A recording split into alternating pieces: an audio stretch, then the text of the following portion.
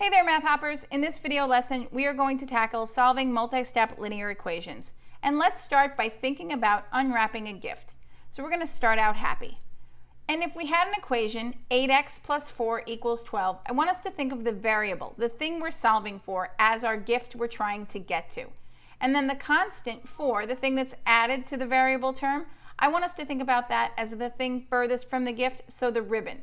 And then the coefficient 8, coefficient, just a fancy dancy word that means the number multiplied to the variable. The coefficient 8 is closest to the gift or the variable, so that's the wrapping paper. And when we go through the process of solving, we are going to work from the furthest thing from the variable to the closest. So just like when we unwrap a gift, we're going to take the ribbon and then the wrapping paper. We're going to tackle the constant and then the coefficient. And I know it's a cutesy little example, but there is a reason for it. If you were to say, hey, I know that I use inverse operations or opposite operations. I know that 8 is multiplied to x, so I'm going to divide by 8. You would actually have to divide every single term, 8x, 4, and 12, giving you fractions where you don't want fractions. You don't want 1/2 in your equation if you don't need it. So the reason we add or subtract before we multiply or divide is simply because we have to add like terms. We have to subtract only like terms. So when we tackle this 4 first, we don't have to subtract it from 8x because we can't. All right, let's tackle this problem now. We've talked about it, so let's just solve it. All right, remember, we get rid of everything furthest from the variable first. The thing furthest from the variable is the plus 4, or the 4 that is added to the variable expression. So my question to you is, how do we get rid of adding a 4? We subtract 4 from both sides of the equation. And let's do that. When we do that, we see 4 minus 4 is 0. We bring down our 8x, don't forget that, and we get 8x equals 8. X is still not isolated on one side of the equation. We still don't have x by itself. It is still attached to an 8. What operation is holding them together? Multiplication.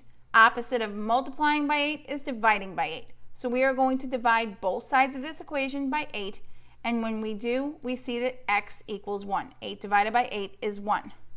All right, let's tackle a new one. Let's just go through the steps of what we would do, and then we'll solve this on the next screen. So we have two terms. So we have, again, a two-step equation. We have two terms on the left side. We have a variable that is not isolated on the left side of the equation. We have to work from the furthest thing to the closest thing. So what's the furthest thing from m? Plus 2. We get rid of the 2 by using the opposite operation or the inverse operation. The inverse operation of adding 2, which is subtracting 2. So we'll subtract 2. Then we have to tackle the fact that we have a coefficient. And not only do we have a coefficient, we have a fractional coefficient, our least favorite kind. So remember, if we have 1/3 m, we want 1m. We don't want 1/3 m. And there is a number that we learned that you multiply and you get 1. When you multiply reciprocals, you get 1. That's the definition of a reciprocal, right? So we get rid of 1/3 by multiplying by the reciprocal of 1/3, which is 3/1. Remember, reciprocals, when they're multiplied, the product is 1. And that's really what we want. All right. So I want to talk about one more thing about 1/3 m, because 1/3 m could be written the way it is, or it could be written as m divided by 3. And it is a little confusing. People prefer this because then they can just multiply by 3, but it's very important we see these as being the same. Remember, dividing by 3 and multiplying by its reciprocal are the same thing. So instead of multiplying by the reciprocal, we could also say, well, if I have 1/3, I could just multiply by 3, because multiplying by 3 is in fact multiplying by 3/1. So I don't want you to be sitting there thinking, well, I was just going to multiply by 3 and think you were wrong. Okay, we talked it to death. Remember, fractional coefficients. You want to get in the habit of multiplying both sides by the reciprocal. I know we don't love fractions, but reciprocals are there to make them easier, right? You multiply a fraction by a reciprocal, you get 1. Get used to the habit of saying, I have a fraction, will the reciprocal help me? All right, let's actually solve it now, okay? So we said we were going to take care of the 2 first, right? 2 is added to the variable expression. The opposite of adding 2 is subtracting 2. So then we get 1/3 m equals 9. Remember, We have 1/3 is our coefficient. We are going to multiply both sides by 3 over 1. When we divide or simplify, 3 divided by 3 is 1. 1 times 1 is 1. You divide out the 1s, divide out the 3. Everything on the left side is just m. And 9 times 3 is what's left on the right side. And we get m equals 27. Okay, let's tackle another one with a fractional coefficient, since we like them so much. This time we have 5/8 times the quantity x minus 3 equals 50.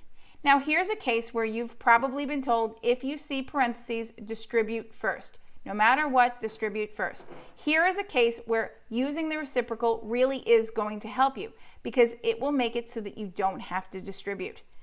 I want you to multiply both sides by the reciprocal to get rid of that fraction immediately. Now there may still be a fraction on the right-hand side, but you're going to take care of it on the left-hand side. So let's see what that looks like. When we do this, you don't have to do this, but I like to put my whole numbers over 1 so that when I multiply, I know I multiply straight across and I don't mess anything up. So multiply both sides by 8/5. Simplify 8 divided by 8, 5 divided by 5. 5 goes into 5 once, goes into 50 10 times, so let's put that up there. Everything on this side is gone except the x minus 3.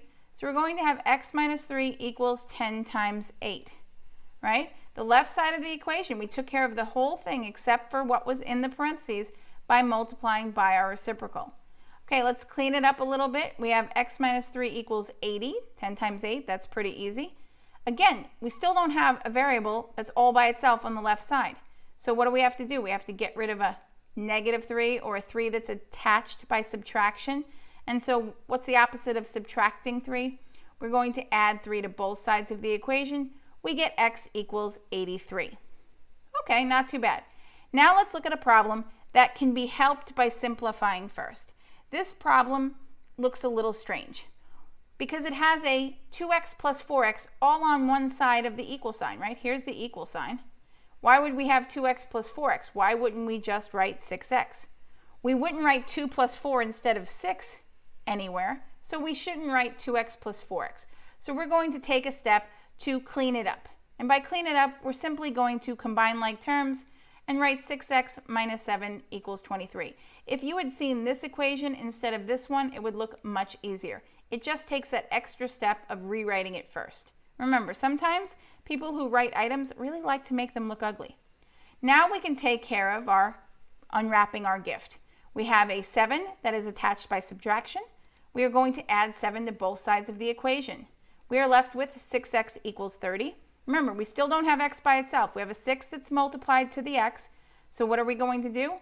We're going to divide out that 6 that's multiplied. Divide both sides by 6. We get x equals 5. Awesome. Now let's look at one where we're really going to use the distributive property.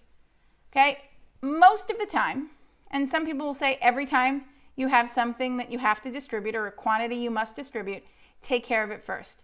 But we saw with a fraction, we didn't take care of that. We just got rid of the fraction by multiplying by the reciprocal. This is a case where we are going to distribute first. All right, so what are we going to distribute? The most common mistake we make when we distribute is forgetting to distribute to everything. That 3 has to go to both the x and the -5. And I did say -5. Don't leave your signs. This is not a floating sign that goes to nothing. This is 3 times x, 3 times -5. If you have to circle that -5, I would do that. So -2x comes right down. We haven't done anything to it, so it stays put. And then we get -2x plus 3x minus 15 equals 6. Now we're going to combine like terms. Again, we have two x terms on the same side of the equal sign. That doesn't make a lot of sense, so we're going to combine them. -2x plus 3x is simply x. We have x minus 15 equals 6. Now we are back to what is with my variable. I have a 15 that is subtracted from it. If I want to get rid of it, the opposite of subtracting is adding. So we are going to add 15 to both sides of the equation. We get x equals 21. Not too bad. All right, now we're going to distribute, but we're going to distribute a negative. This is probably the worst type of distributing we can encounter because there's lots of room for error.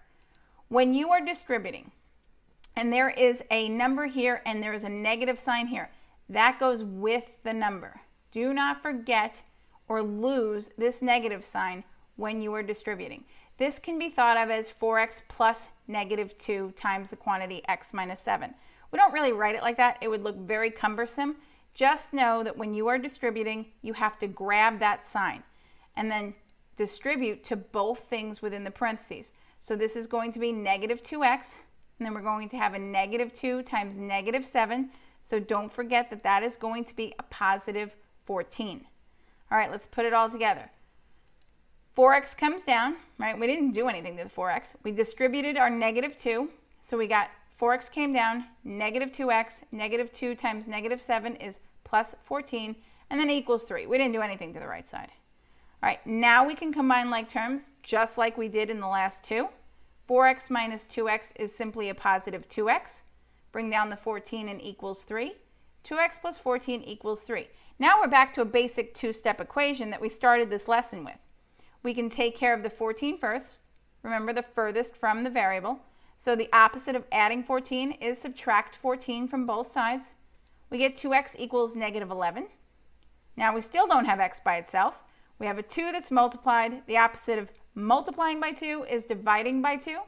Divide both sides of the equation by 2, and you get x equals negative 11 halves. I know, we got a fraction and it's negative, but negative numbers and fractions are numbers too. Don't automatically think that you did something wrong if you get something that isn't the prettiest integer you've ever seen.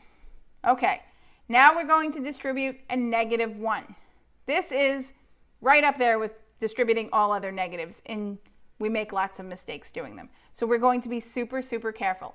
Remember, if we have a negative sign or a subtraction sign, however you want to think of this, if we have this symbol in front of a parentheses, we are distributing a negative 1. This says 6w plus negative 1 times the quantity 3w plus 4 equals 11. Grab that negative sign and just switch the sign of everything in the parentheses. That's all distributing a negative 1 does. So that's going to be negative 3w, and that's going to be negative 4, or minus 4.